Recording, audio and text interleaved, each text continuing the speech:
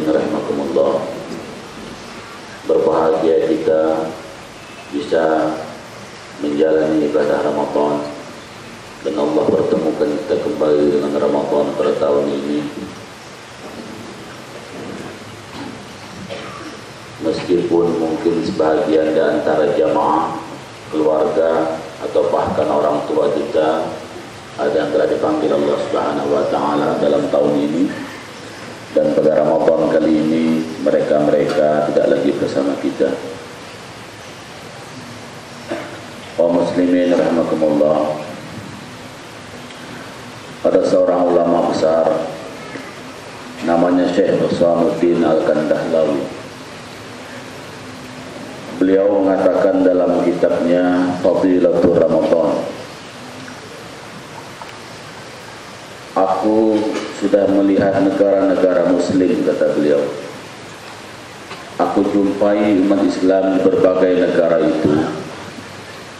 Ketika mereka berada di bulan Ramadan, mereka seringkali salah kaprah dalam menyikapi Ramadan.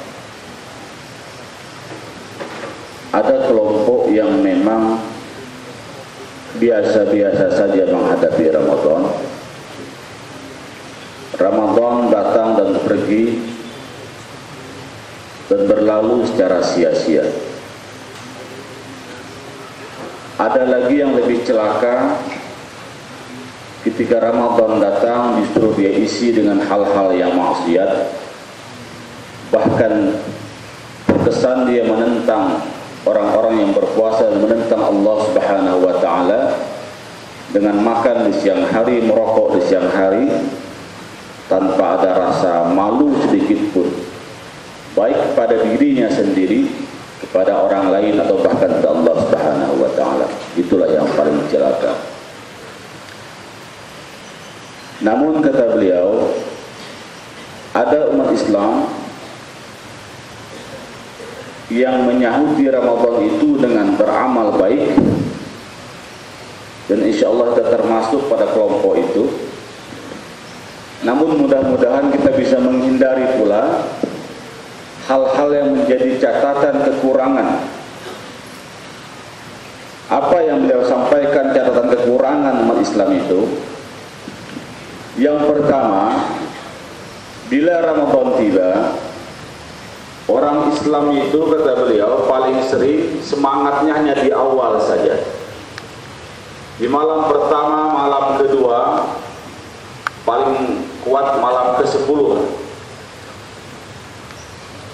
Masjid rata-rata penuh. Orang banyak melaksanakan salat Isya dan tarawih witir bersama-sama. Namun setelah itu situasi pun menjadi biasa, masjid menjadi berkurang isinya, orang yang tidak berpuasa dia mulai berani menampakkan ketidakpuasaannya. Bahkan celakanya semakin ke ujung Ramadan, masjid makin sepi, tapi pusat-pusat perbelanjaan semakin ramai, terminal makin banyak orangnya, dan konsentrasi ibadah umat Islam mulai pecah. Memikirkan THR, memikirkan sesuatu yang serba baru, mulai dari makanan, pakaian, kendaraan, segala macamnya. Padahal yang dicontohkan Rasulullah, kata beliau, adalah semakin ke ujung. Karena Rasulullah SAW fi ashrul awakhir, Rasulullah apabila semakin ke ujung masuk pada 10 akhir Ramadan, beliau ahyal laila, menghidupkan malamnya, wa ayqasa ahlahu, membangunkan keluarganya, wa syaddal mizar, dan mengencangkan ikat pinggangnya. Kita di awal semangat mengencangkan ikat pinggang, semakin ke ujung semakin kendor ibadah kita. Jadi itu kata beliau, catatan pertama yang sering aku temukan dalam umat Islam ada semakin ke ujung seperti buntut tikus, makin kecil, masjid makin sepi, tetapi pusat-pusat perbelanjaan yang makin ramai karena orang sudah melupakan esensi ibadah. Padahal ketika makin ke ujung itu, ketika Ramadan semakin akan berlalu dan pergi, justru pada saat itulah diduga terjadi kuat Lailatul Qadar. Pada saat itulah pula seharusnya kita berduka, karena Ramadan yang mulia pasti akan meninggalkan kita. Yang kedua, aku jumpai, kata beliau, umat Islam itu memiliki pola hidup yang konsumer ketika Ramadan tiba. Mereka membelanjakan harta mereka dan secara berlebihan, membeli makanan apa yang mereka inginkan, mencari fashion atau pakaian sesuai dengan selera mereka. Yang di luar Ramadan tidak ada itu. Tujuannya apa? Hanya adat saja. Bila Lebaran tiba, Idul Fitri tiba, belum afdal, belum sah kalau bukan sesuatu yang baru. Padahal dalam kaidah dikatakan laisal 'aid liman labisal jadid. 'Aid itu bukanlah bagi mereka yang menggunakan pakaian baru. Innamal 'aid liman taqwallahi yazid. 'Aid diperuntukkan bagi mereka yang takwanya terus bertambah. Sesuai dengan tujuan puasa dalam Al-Baqarah 183 itu, la'allakum tattaqun, agar kalian bertakwa. Nah, bila di ujung Ramadan, keluar dari Ramadan, takwa kita tidak bertambah, tidak ada guna kita menggunakan pakaian yang baru. Ramadan sesuai dengan namanya. Ramadan berasal dari kata ramdo. Ramdo kalau di musim di Timur Tengah yang memiliki 4 musim atau di Eropa, hujan pertama yang terjadi dalam perpindahan antara musim panas ke musim semi. Ketika musim panas, semuanya menjadi kusam. Atap-atap rumah tertutup dengan debu yang kusam. Daun-daun menjadi kering. Namun begitu pergantian musim itu, turun hujan pertama, nama hujan itu hujan ramdo namanya. Yang sebelumnya kusam menjadi cerah, yang sebelumnya layu menjadi hijau kembali daun-daun itu. Itulah hujan pertama yang membasahi bumi, namanya hujan Ramadan. Maka Ramadan tujuannya menyucikan jiwa kita, sesuatu yang sebelumnya kusam, sesuatu yang sebelumnya kering menjadi cerah dan bercahaya kembali.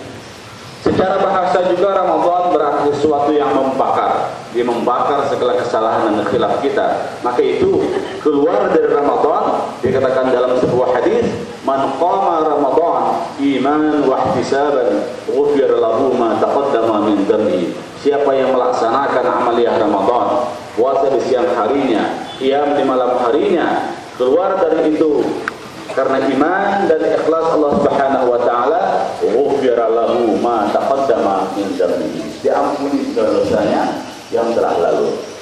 Baru kita bisa menggunakan sesuatu yang serba baru tadi.